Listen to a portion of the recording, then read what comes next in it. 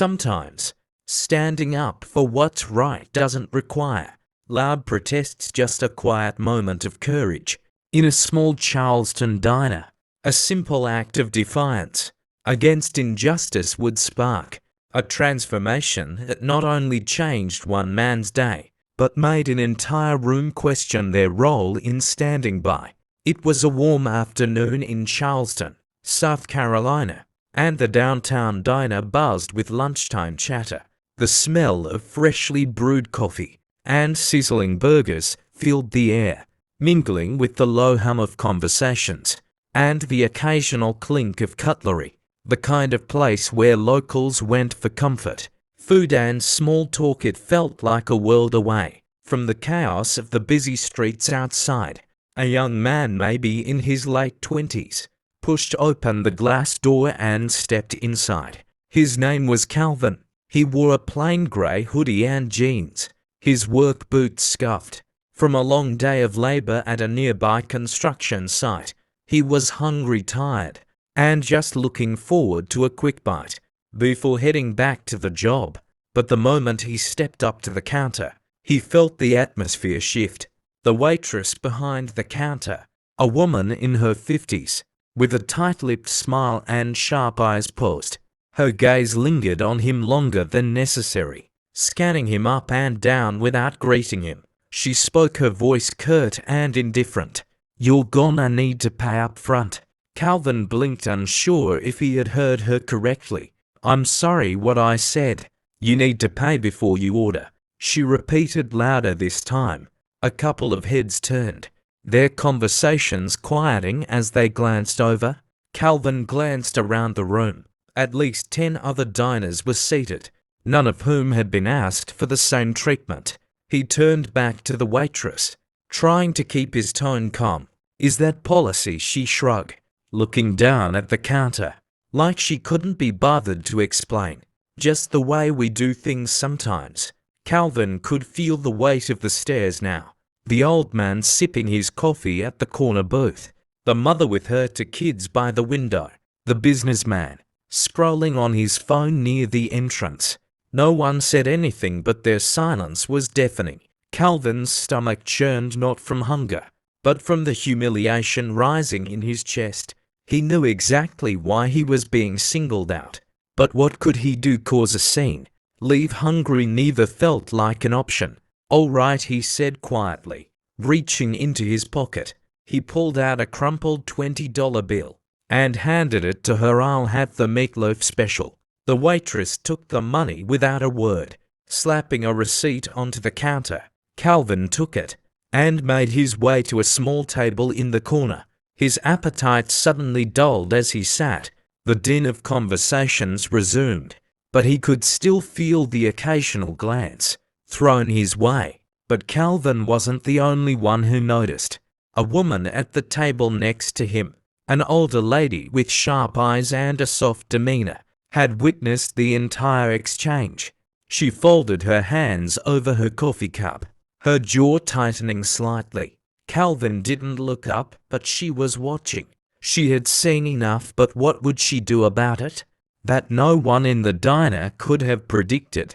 Calvin sat in the corner, his head low, pretending to scroll through his phone, though his mind was far from focused on the screen. He tried to ignore the sting of the moment, telling himself it wasn't worth making a scene over.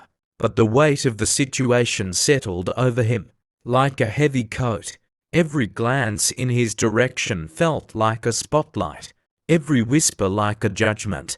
The waitress passed by his table with a tray of steaming plates for another customer, her expression unreadable. She didn't glance his way, but her earlier words lingered in the air like a bad taste. Calvin exhaled slowly, his shoulders sinking. He knew moments like this weren't this wasn't the first time, and it likely wouldn't be the last.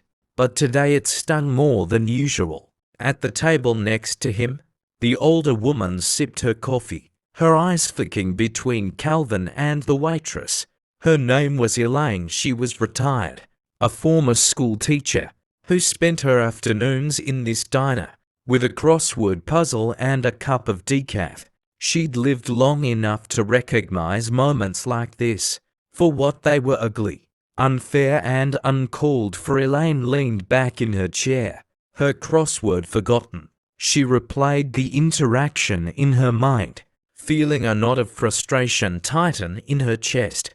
She didn't know Calvin, but she knew injustice when she saw it. It gnawed at her the way the waitress had spoken to him, like he was an outsider, someone undeserving of the courtesy given to everyone else.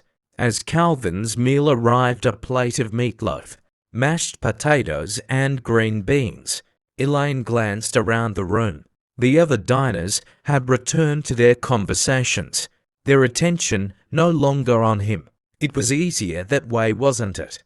To pretend nothing happened, to let the moment pass as if it didn't matter. But Elaine couldn't shake it.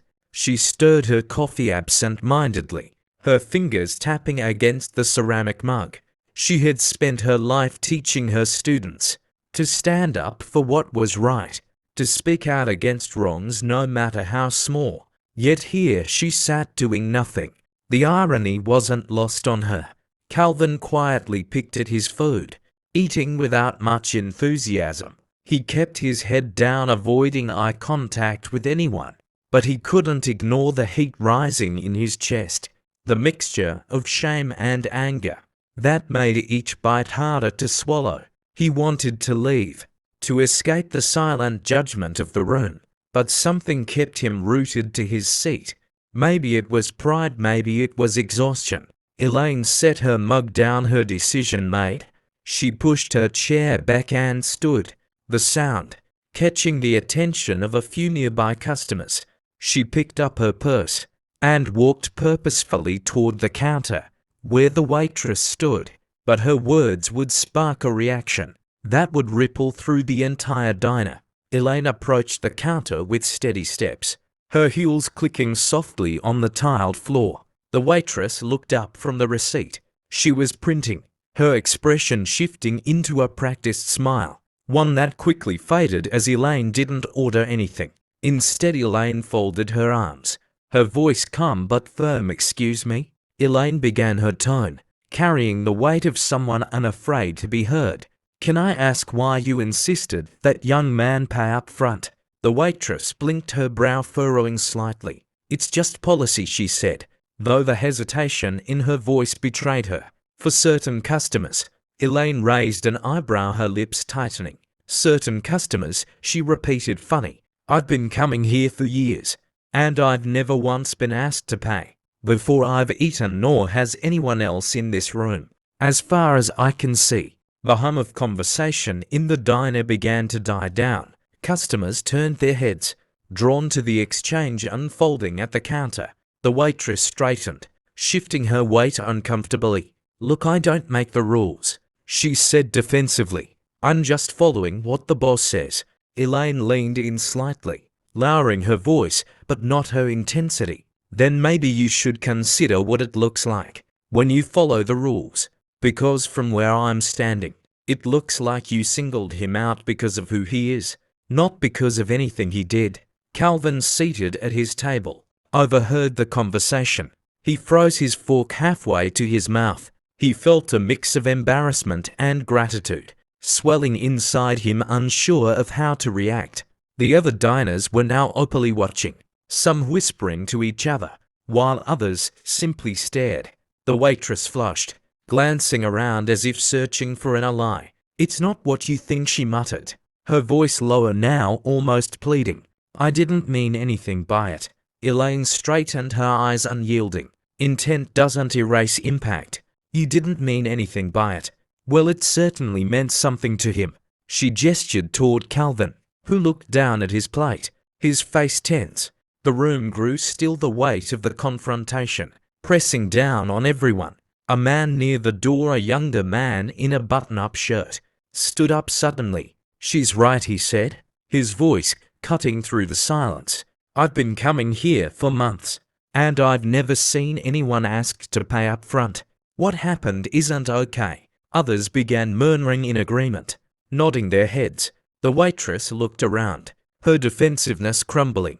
Under the collective gaze of the room, Calvin finally looked up, meeting Elaine's eyes. For the first time since he walked in, he felt something shift, not just in the diner, but in himself. He gave her a small, almost imperceptible nod, his way of saying thank you, without words. The waitress took a step back, her hands trembling slightly, as she tried to salvage the moment. "Look, I didn't mean to cause trouble," she said, her voice shaky. "Maybe I shouldn't have done that." Elaine didn't let her off the hook. It's not about avoiding trouble. It's about treating people with the respect they deserve. But as the conversation continued, it became clear that the issue wasn't just one bad moment, it was a reflection of something deeper, something no one could ignore any longer. The tension in the diner was palpable, the air thick with unspoken truths that no one could avoid anymore. The waitress, now visibly uncomfortable, fidgeted with her apron. As more customers murmured their agreement with Elaine, she seemed unsure whether to stand her ground or back down completely. Calvin, still seated at his table, felt a mix of emotions: relief that someone had spoken up, but also annoying frustration that such a moment had to happen at all. He pushed his plate aside and stood, drawing attention from the room. "Look," Calvin said, his voice steady but filled with quiet intensity. "I'm not here to cause a scene. I just came for lunch, but what happened today? It's not about the money or even the food.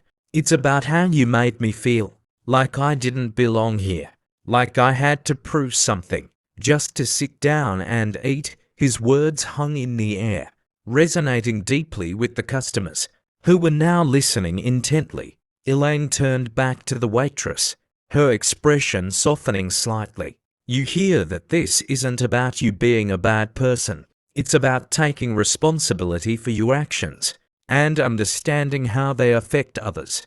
The waitress hesitated, her defenses cracking under the weight of the moment. She looked at Calvin, her voice quieter now. I'm sorry," she said, her eyes darting around the room. "I didn't mean to make you feel that way." Calvin studied her for a moment, his expression unreadable. Then he gave a small nod. "Apology accepted," he said simply, though the hurt in his tone was still evident. But the moment wasn't over. The man in the button-up shirt near the door spoke up again. "This isn't just about one person apologizing. It's about recognizing that this kind of thing happens all the time. And not just here. We all need to do better." The room grew quiet again, the weight of the man's words sinking in. Elaine nodded in agreement, adding, "It's not enough to just be sorry. Change has to follow." At that moment, the manager of the diner emerged from the back, clearly alerted by the growing commotion. He was a wiry man in his 40s, with a harried look on his face. "What's going on out here?" he asked, his tone sharp but cautious. Elaine didn't miss a beat. "What's going on is that your waitress just discriminated against this young man, and we're all trying to figure out if that's how you run your business." The manager's eyes widened slightly, and he glanced between Elaine, Calvin, and the waitress. Of course not," he stammered. "That's not our policy. I'll make sure this doesn't happen again." Elaine crossed her arms. "It shouldn't take a public confrontation for you to notice what's happening under your roof. This isn't just about one employee. It's about the environment you've allowed." The manager nodded, clearly chastened. "You're right," he said, his voice subdued. "I'll address it. I'll make changes. Thank you for bringing this to my attention." Calvin finally spoke again, his voice carrying a quiet strength. "All I want is to be treated like anyone else. That's it. If you can promise me that, then maybe this place really can change." The manager nodded solemnly. "You have my word." The waitress, still standing behind the counter, looked at Calvin with an expression that was equal parts regret and reflection. "I'll do better," she said softly, her voice barely above a whisper. But as Calvin left the diner that day, he realized the true impact wasn't just on the waitress or the manager, it was on everyone in that room, including himself. As Calvin walked out of the diner, the sun hit his face, warming his skin in a way that felt strangely comforting. After the tension inside, he took a deep breath, letting the moment settle. He wasn't sure if things would really change in that diner or anywhere else, for that matter, but he knew one thing for certain. Today someone stood up for him, and that mattered. Inside, the atmosphere had shifted. Elaine returned to her seat, her coffee now lukewarm. The other diners exchanged quiet glances, their conversations subdued. It was as though everyone was processing what had just unfolded. The waitress leaned against the counter, staring at the cash register, as if it held the answers to questions she didn't know how to ask. Her actions had been called out in front of everyone, and while it stung, a part of her knew it was necessary. She thought about Calvin's words, about how she had made him feel, and for the first time, she truly understood the weight of what she had done. The manager, now standing awkwardly near the counter, cleared his throat. "All right, folks," he said, addressing the room. "I want to apologize for what happened today. That's not who we are, and it's not who we want to be. I promise to make changes so this kind of thing doesn't happen again." The diners nodded silently, some offering small words of agreement. Elaine gave a slight smile, satisfied that her voice had made a difference, even if it was just a small step. Later that evening, Calvin recounted the experience to his younger sister. As they sat on the porch of their modest home, he spoke about Elaine, about the man who had spoken up, and about the strange mix of shame and empowerment he felt during the whole ordeal. "You think they'll really change?" his sister asked, resting her chin on her hands. Calvin shrugged, a faint smile on his lips. "Maybe, maybe not. But if we don't call it out when it happens, nothing ever will." Back in the diner, Elaine stayed a little longer than usual, finishing her crossword puzzle and reflecting on the day. She knew she couldn't change the world, but she also knew that small moments like this, moments where someone chose to act rather than stay silent, could create ripples that traveled further than anyone realized, and that was enough for her. The next day, the diner posted a sign on the front door: "We welcome everyone, and we are committed to fairness and respect for all." It wasn't much, but it was a start. For Calvin, for Elaine, and for everyone else. One small act of courage in a Charleston diner reminded us all that standing up for what's right can make a difference. What began as a simple moment of confrontation became a turning point for everyone involved. If this story resonated with you, like, share, and subscribe for more stories that inspire change.